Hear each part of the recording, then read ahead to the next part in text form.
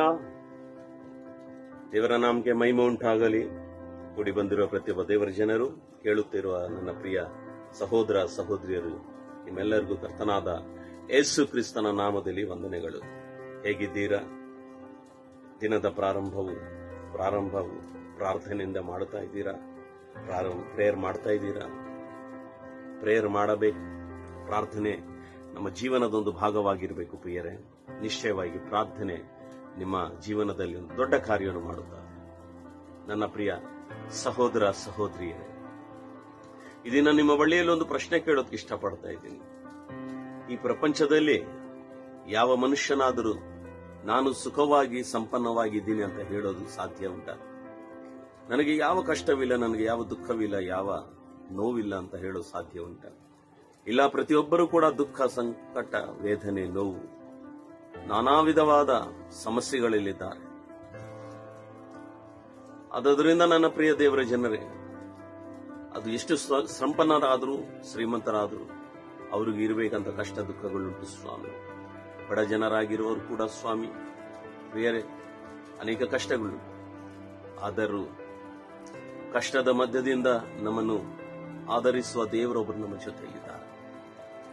ಯಾಕೆ ಇದು ಹೇಳುತ್ತಾ ಇದ್ದೇನೆ ಅಂದ್ರೆ, ನಿಮಗಾಗಿ ಈ ದಿನದ ಮನ್ನಾ ಸಿದ್ಧಪಡಿಸುವ ಸಮಯದಲ್ಲಿ ದೇವರೊಬ್ಬ ಭಕ್ತನನ್ನು ನನಗೆ ಜ್ಞಾಪಕ ಮಾಡಿಕೊಟ್ಟರು. ಆತನು ಯಾರಲ್ಲ, ದಾವಿದ ಭಕ್ತನು.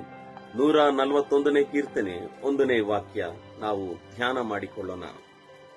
ಕರ್ತನೇ, ನಿನ್ನನ್ನು ಕೂಗುತ್ತೇನೆ, ನನ್ನ ಬಳಿಗೆ ಬರಲು ತ್ವರೆಯಾಗಿ ಬಾ.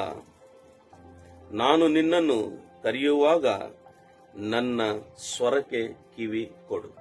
Shall we read in English also? I call to you, Lord, come quickly to me.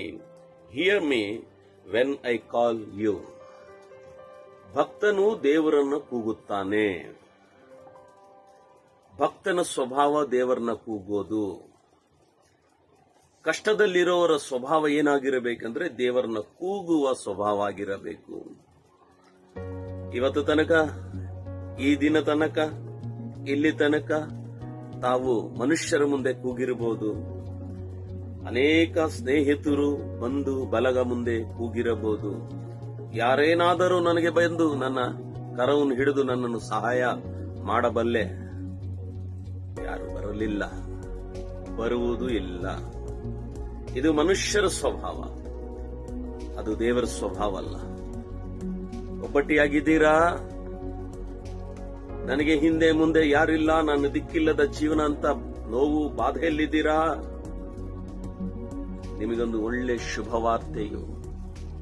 ಯೇಸು ನಿಮ್ಮನ್ನು ಪ್ರೀತಿಸುತ್ತಾ ಇದ್ದಾನೆ. ಆ ದೇವರು ನಿಮಗಾಗಿ ತನ್ನ ಸಿಂಹಾಸನವನ್ನು ಬಿಟ್ಟು, ಪರಲೋಕವನ್ನು ಬಿಟ್ಟು ಭೂಲೋಕಕ್ಕೆ ಬಂದು ನಿಮ್ಮ ಬಳಿಯಲ್ಲಿ ಬರುತ್ತಾ ಇದ್ದಾರೆ. ಪ್ರಿಯರೇ, ಅಯ್ಯೋ ನನಗೆ ಯಾರಿಲ್ಲ, ನನ್ನ ಸ್ವಂತ, ನನ್ನ ಹುಟ್ಟಿರೋರೇ ನನ್ನನ್ನು ಕೈಬಿಟ್ಟಿದ್ದಾರೆ, ನನ್ನ ಬಂಧ ಬಲಗ ನನ್ನನ್ನು ಕೈಬಿಟ್ಟಿದ್ದಾರೆ, ಏಕಾಂಗಿಯಾಗಿರೋ ನನ್ನ ಜೀವನ ಅಂತ ನೋವಿನಲ್ಲಿದ್ದೀರಾ ಪ್ರಿಯರೇ? ಭಯಪಡಬೇಡಿ, ಒಬ್ಬ ದೇವರು ನಿಮಗಾಗಿದ್ದಾರೆ. ನೀವು ಕೂಗಿರಿ, ಆತನು ನಿಮಗಾಗಿ ಬರುತ್ತಾನೆ.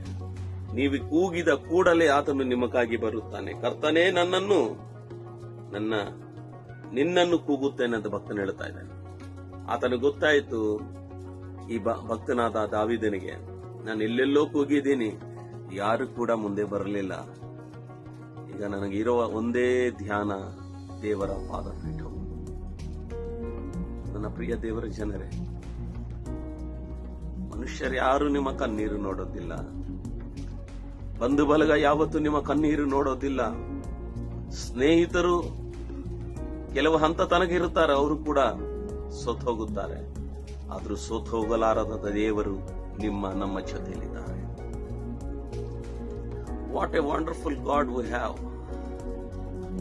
ಭಕ್ತನು ಹೇಳುತ್ತಾ ಇದ್ದಾನೆ, I call to you Lord, hear me when I call you. ನಾನು ನಿನ್ನನ್ನು ಕೂಗುವಾಗ ತಾವು ನನ್ನನ್ನು ಕೇಳಿಸಿಕೊಳ್ಳಿರಿ. ಇದು ಸಾಧಾರಣವಾಗಿರೋ ದೇವರ ಸ್ವಭಾವ ಅಲ್ಲ. ನಾವು ಆರಾಧನೆ ಮಾಡ್ತಾರೆ ಜೀವ ಒಳ್ಳೆ ದೇವರ ಸ್ವಭಾವ. ಆ ದೇವರು ಇನ್ನೊಂದು ಉತ್ತರ ಕೊಡ್ತಾ ಇದ್ದಾರೆ. ನನ್ನ ಪ್ರಿಯರೇ, ನಾವು ಅದೇ 145ನೇ ಕೀರ್ತನೆಯಲ್ಲಿ 18ನೇ ವಾಕ್ಯ ನಾವು ಧ್ಯಾನಿಸಿದರೆ, ಕರ್ತನಿಗೆ ಮೊರೆ ಇಡುವವರು ಯಥಾರ್ಥವಾಗಿ ಮೊರೆ ಇಟ್ಟರೆ ಆತನು ಹತ್ತಿರವಾಗಿರುವ ದೇವರಾಗಿದ್ದಾನೆ. The Lord is near to all who call to him and who call him with truth. ಒಬ್ಬರಿಗಿಬ್ಬರಿಗಲ್ಲ, ನಮ್ಮೆಲ್ಲರಿಗೂ ದೇವರ ಹತ್ತಿರವಾಗಿರುತ್ತಾರೆ. ನೀವು ಕೂಗಿ ನೋಡಿ, ಒಂದು ಅವಕಾಶ ದೇವರಿಗೆ ಕೊಡಿ ನಿಮ್ಮ ಜೀವನದಲ್ಲಿ. ನಿಶ್ಚಯವಾಗಿ ಆತನು ನಿಮ್ಮ ಜೀವನದಲ್ಲಿ ಬಹಳ ದೊಡ್ಡ ಕಾರ್ಯ ಮಾಡ್ತಾರೆ. ಪ್ರಿಯರೇ, ಇವತ್ತು ತನಕ ಯಾರ್ಯಾರನ್ನು ನಂಬಿದ್ದೀರಾ? ಬನ್ನಿ ಈ ದಿನ ದೇವರ ಪಾದಪೀಠದ ಬಳಿಗೆ ಬನ್ನಿರಿ, ಕೂಗಿರಿ, ನೋಡಿ ನಿಮಗಾಗಿ ದೇವರು ದೊಡ್ಡ ಕಾರ್ಯ ಮಾಡುತ್ತಾರೆ. ಹಾಗಿದ್ರೆ ಪ್ರಾರ್ಥನೆ ಮಾಡಿಕೊಳ್ಳೋಣ. ಪರಿಶುದ್ಧನೇ, ಮಹೋನ್ನತನೇ, ಪ್ರೀತಿ ಸ್ವರೂಪನಾಗಿರುವ ನನ್ನ ಪ್ರೀತಿಯುಳ್ಳ ತಂದೆ, ಕೇಳಿರುವ ವಾಕ್ಯ ಮಕ್ಕಳ ಜೀವನದಲ್ಲಿ ದೊಡ್ಡ ಕಾರ್ಯವನ್ನು ಮಾಡಲಿ ಸ್ವಾಮಿ. ಯಾರ್ಯಾರು ದುಃಖದ ಸ್ಥಿತಿಯಲ್ಲಿ, ಕಣ್ಣೀರಿನ ಸ್ಥಿತಿಯಲ್ಲಿ, ವೇದನೆ ಸ್ಥಿತಿಯಲ್ಲಿ ಸ್ವಾಮಿ ಈ ವಾಕ್ಯಕ್ಕೆ ಶರಣಾಗಿದ್ದಾರೆ ಸ್ವಾಮಿ, ಅವ ಯಾಜಕನಾಗಿ ನಿನ್ನ ಸೇವಕನಾಗಿ ಅವರೆಲ್ಲರಿಗೂ ಶುಭವಾಗಲಿ ಅಂತ ಪ್ರಾರ್ಥನೆ ಮಾಡ್ತಾ ಇದ್ದೀನಿ ಸ್ವಾಮಿ. ಹೇಳಿರೋ ವಾಕ್ಯ ಅವ್ರ ಜೀವನದಲ್ಲಿ ದೊಡ್ಡ ಕಾರ್ಯ ಮಾಡಲಿ ಅಂತ ಯೇಸು ಕ್ರಿಸ್ತನ ನಾಮದಲ್ಲಿ ಈ ಮನ್ನ ಅವ್ರನ್ನ ಆಶೀರ್ವದಿಸಲಿ, ಬಲ ಹೊಂದಿಸಲಿ. ಯೇಸುವಿನ ನಾಮದಲ್ಲಿ ಪ್ರಾರ್ಥನೆ ಬೇಡಿ ಹೊಂದಿದೆ, ಆಮೆನ್. ಪ್ರಿಯ ದೇವರ ಜನರೇ, ದೇವರ ಈ ವಾಕ್ಯದಿಂದ ನಿಮ್ಮೆಲ್ಲರನ್ನು ಬಲಪಡಿಸಲಿ.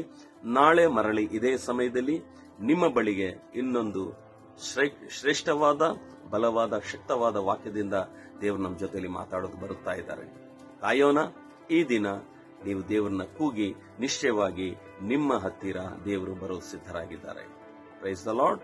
ದೇವರು ನಿಮ್ಮೆಲ್ಲರನ್ನು ಆಶೀರ್ವದಿಸಲಿ.